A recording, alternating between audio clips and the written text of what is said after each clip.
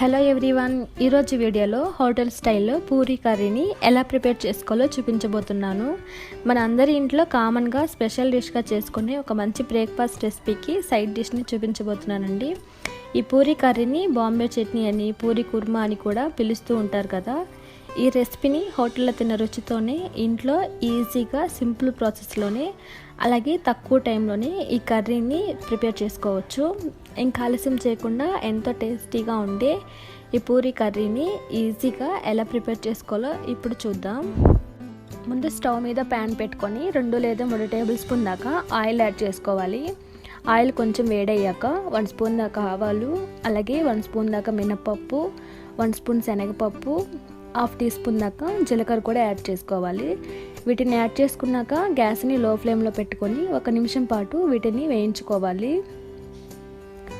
చూడండి, ఇవి కొంచెం వేగాక ఇప్పుడు ఇందులోకి 1 ఎండుమిర్చిని ఈ విధంగా తుంచి యాడ్ చేసుకోవాలి. అలాగే 2 పచ్చిమిర్చిని కూడా ఇలా సన్నగా కట్ చేసుకొని యాడ్ చేస్తున్నాను. 1 రెమ్మ కరివేపాకును కూడా యాడ్ చేసుకోండి. ఇవి కూడా యాడ్ చేసుకున్నాక వీటిని కూడా కొద్దిగా ఫ్రై చేసుకోండి. నెక్స్ట్ ఇందులోకి 2 మీడియం సైజ్ ఆనియన్స్ని సన్నగా పొడిగా కట్ చేసుకొని యాడ్ చేస్తున్నాను.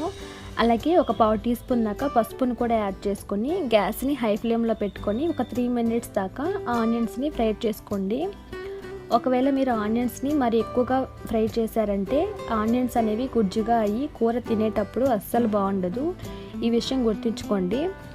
ఇప్పుడు ఉల్లిపాయలను 3 నిమిషాల పాటు వేపిన తర్వాత ఇందులోకి 1 కప్ దాకా వాటర్ని యాడ్ చేసుకోవాలి. అలాగే రుచికి సరిపడంత సాల్ట్ని కూడా యాడ్ చేసుకొని మూత పెట్టి 10 నుంచి 12 నిమిషాల పాటు గ్యాస్ని మీడియం ఫ్లేమ్లో పెట్టుకొని ఈ ఆనియన్స్ని ఉడికించుకోండి. ఉల్లిపాయ వేగేలోపు శనగపిండి మిక్సర్ని ప్రిపేర్ చేసుకుందాం. శనగపిండి మిక్చర్ వేయడం వల్ల కర్రీ అనేది చిక్కబడుతుంది. అందుకోసం ఒక బౌల్ తీసుకొని ఇందులో 2 స్పూన్స్ దాకా శనగపిండిని యాడ్ చేస్తున్నాను. శనగపిండి యాడ్ చేసుకున్నాక ఇందులోకి తగినన్ని వాటర్ పోసుకొని శనగపిండి ఉండలు లేకుండా కలుపుకొని పక్కన పెట్టుకోవాలి.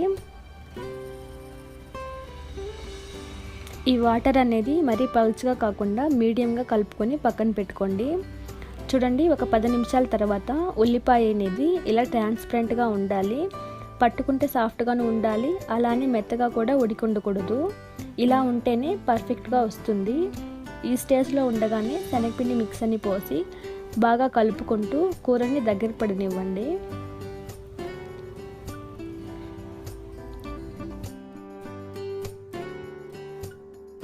నెక్స్ట్ ఇందులోకి 1 పెద్ద నిమ్మకాయ సైజ్ అంత పొటాటోని ఉడికించి ఇలా స్మాష్ చేసి యాడ్ చేసుకోండి.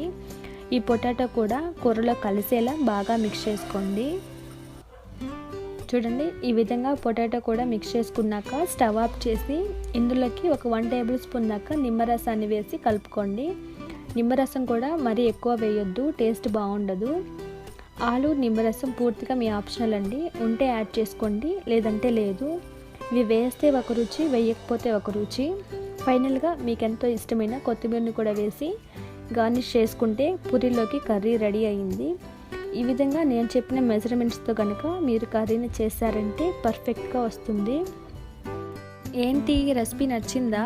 నచ్చినట్లయితే లైక్ చేసి షేర్ చేయండి, అలాగే సబ్స్క్రైబ్ చేసుకోండి. Thanks for watching.